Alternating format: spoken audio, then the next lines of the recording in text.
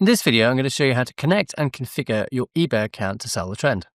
First thing you need to do is connect your eBay account. So from the left-hand menu, if we choose Store Manager and then Create Ad Store, choose the eBay option, then choose the country.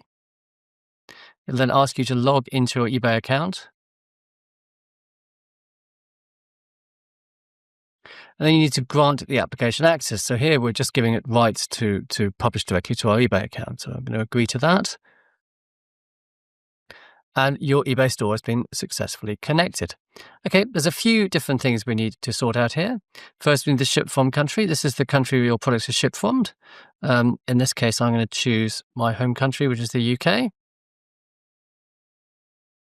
And then save. Then automation settings. First, push to store, automatically publish products after pushing them to your store. That means as soon as you publish a product, it'll actually go live on your eBay account. Otherwise, it'll go into drafts.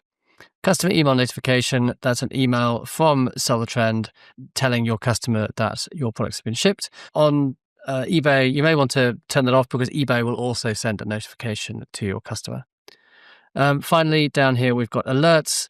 Receive email alerts when you receive a new order to your shop. You can choose whether you want that or not.